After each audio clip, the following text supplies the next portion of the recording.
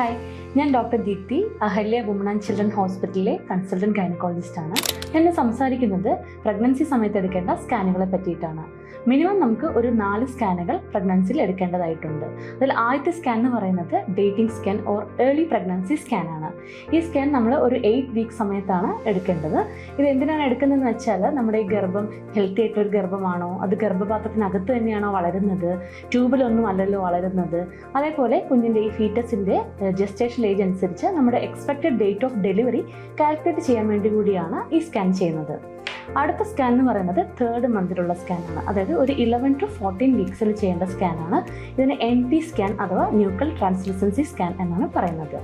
ഇത് കുഞ്ഞിൻ്റെ ഒരു മേജർ ആയിട്ടുള്ള ശാരീരിക ജനിതക വൈകല്യങ്ങളൊക്കെ സ്ക്രീൻ ചെയ്യുന്നതിന് വേണ്ടിയിട്ടുള്ള ഒരു സ്കാനാണ്. ഒരുവിധപ്പെട്ട വലിയ വൈകല്യങ്ങളൊക്കെ നമുക്ക് ഈ സ്കാനിൽ ഡിറ്റക്ട് ചെയ്യാൻ പറ്റുന്നതാണ്. അടുത്ത സ്കാൻ എന്ന് പറയുന്നത് അനോമലി സ്കാനാണ്. അതൊരു 18 to 22 വീക്സിൻ്റെ സമയത്താണ് ചെയ്യേണ്ടത്. ഇത് പേര് പോലെ തന്നെ കുഞ്ഞിൻ്റെ വൈകല്യങ്ങളൊക്കെ റൂൾ ഔട്ട് ചെയ്യാൻ വേണ്ടി ചെയ്യുന്ന സ്കാനാണ്. കുഞ്ഞിൻ്റെ ഹെഡ് ടു ഫുട്ട് നമ്മൾ എക്സാമിൻ ചെയ്തിട്ട് എന്തെങ്കിലും വൈകല്യങ്ങളുണ്ടോ എന്നൊക്കെ നോക്കുന്ന സ്കാനാണ് അനോമലി സ്കാൻ എന്ന് പറയുന്നത്. അതുകൊണ്ട് തന്നെ ഒരു കാരണവശാലും മിസ് ചെയ്യാൻ പാടില്ലാത്ത ഒരു സ്കാനാണ് അനോമലി സ്കാൻ എന്ന് പറയുന്നത്.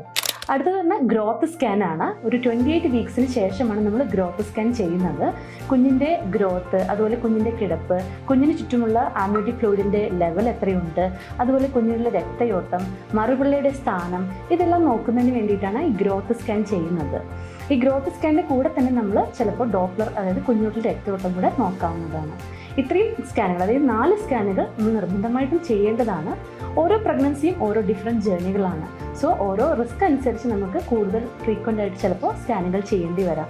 എസ്പെഷ്യലി കുഞ്ഞിന് വളർച്ചക്കുറവോ വളർച്ച കൂടുതലോ അതുപോലെ രക്തയോട്ടത്തിൽ എന്തെങ്കിലും അബ്നോർമാലിറ്റി ഒക്കെ ഉണ്ടെങ്കിൽ കുറച്ച് ഫ്രീക്വൻ്റ് ആയിട്ട് ചിലപ്പോൾ ആഴ്ചയിൽ ഒരെണ്ണം അല്ലെങ്കിൽ 2 ആഴ്ച കൂടുമ്പോൾ ഒരെണ്ണം, ചിലപ്പോൾ 3 ദിവസത്തിലൊരിക്കൽ, അങ്ങനെ റിപ്പീറ്റഡ് ആയിട്ട് സ്കാനുകൾ ചെയ്യേണ്ടി വരാറുണ്ട്.